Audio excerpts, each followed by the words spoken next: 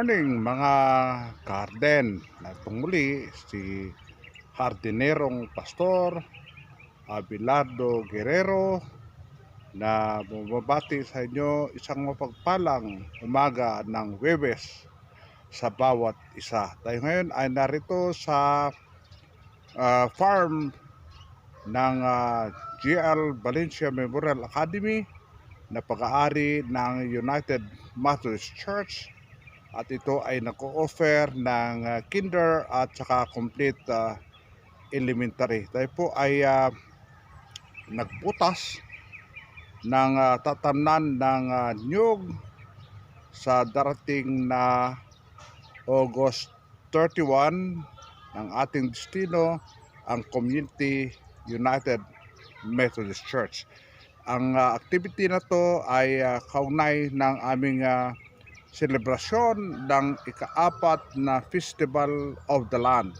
Ito ay ating sinasagawa upang ipaunawa sa ating mga kaanib ng simbahan, ating mga kapatiran, ang kahalagahan ng lupa ito upang ito ay paggimanin, alagaan at pakinabangan ng matiwasay upang ating maipamana sa mga susunod na mga henerasyon. Tayo po ay narito sa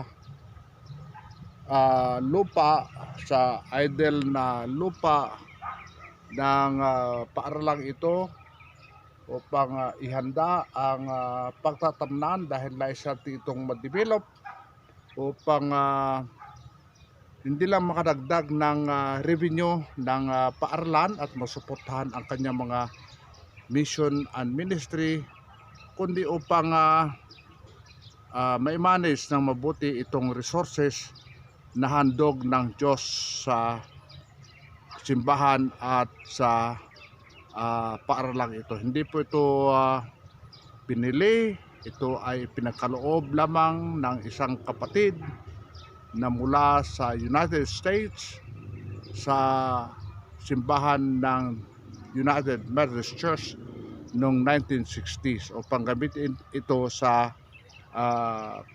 pagmimisyon at ministeryo, particularly sa pagkakaloob ng Christian-based quality education. Kaya't hinangad natin na ito ay ma-develop, ma-improve, no? At hindi lamang ito ay pinaparintahan at kakaunti ang papasok na revenue sa ating paaralan, kundi tayo mismo ang mag-develop nito upang sa kanon ay ma-enhance yung capacity ng school na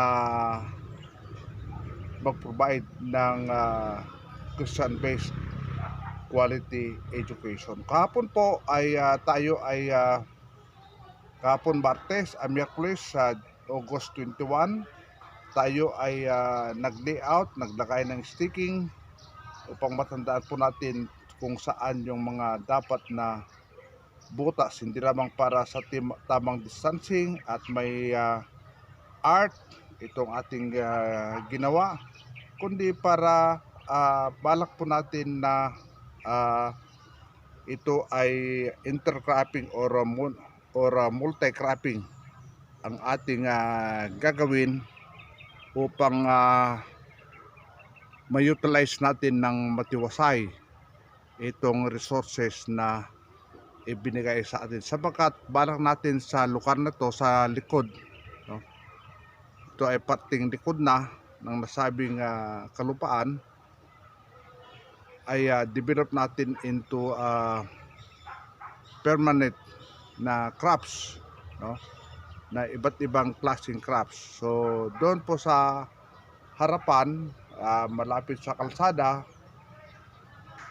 kaharap ng paaralan ay isang subdivision. Hindi mas maganda po yung mga commercial na building. Kaya dito sa likod ay ito yung ating gagawin upang sa karon ay meron ding pakinabang itong likod na portion, ano. Multi-cropping ang gagawin natin upang sa karon ay maging instructional laboratory din ito para sa mga nagnanais na pumalaot sa agricultural industry na kahit kakaunti yung kanilang area ay marami ang klase ng tanim ang kanilang beta tanim. So ito po ang ating ginawang hole, no? At tayo ay nakapagbutas ng around 22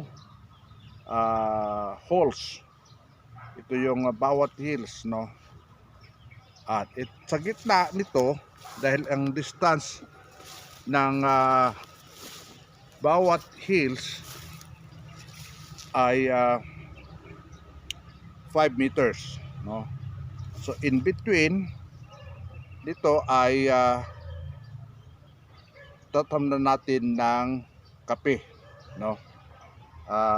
Sa pagitan niyan, no, sa 2.5 meters, no? Sa pagitan ng nyog at saka kape, 2.5 meters. In between naman sa arrow, yan, sa pagitan ng dalawang linyang nyog, ito naman ay nasa 10 meters, no? Nasa 10 meters. Yan. Sa kabilang linya na pinakita ko sa inyo kanina, 10 meters ito ang pagitan nila. So ito ay umaabot sa 10 na puno ng nyog. So later on, 10 din na kape yung may tatanim natin. In between yan, ay tatamnan natin later on ng different variety ng coffee tree, no? Or fruit bearing tree. Yan pala ang gusto kong sabihin.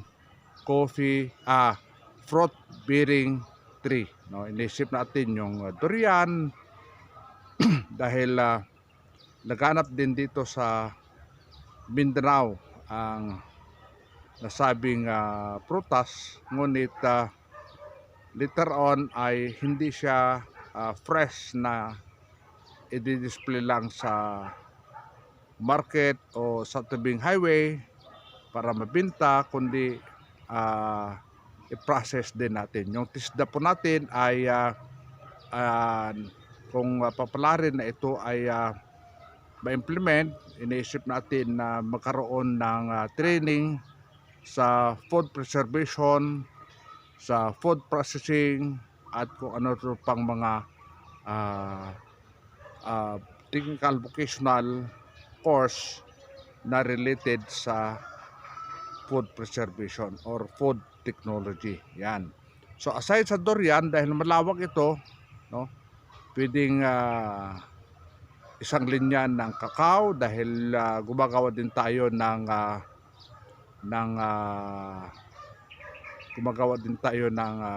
tabliya. Yan. So ito po yung nais natin na pinapangarap natin na mangyari. So panalangin ko po ang inyong suporta sa activity na to, sa desire na ito, upang lalo pa nating ma-improve yung ating lupa na pinagkaloob ng Diyos para sa GL Valencia Memorial Academy. So counting lambing po sa lahat ng mga nakakapanood ng ating video na tayo po ay mag-subscribe dahil ito po ay inyong suporta para sa realization ng development ng area na ito. Ganun din po, paki-like yung ating video, an indication na gusto nyo yung ating ina-upload na video. At ganun din po na paki-hit ng ating notification bell upang sa kanon ay lagi po kayong updated sa video na ating ina-upload. Mag-leave din po tayo ng comment sa comment section natin sa baba upang matukunan po natin yung ating mga concerns at mahanapan natin ng solusyon at mabigyan kayo ng idea. Ganoon din po na shoutout po sa lahat ng ating mga subscribers. Sana po wag po kayong magsawa na suportahan si Hardinerong Pastor. God bless po sa inyong lahat at sa muling pag-upload po natin ng ating latest or brand new na video. So God bless po and good day sa bawat isa.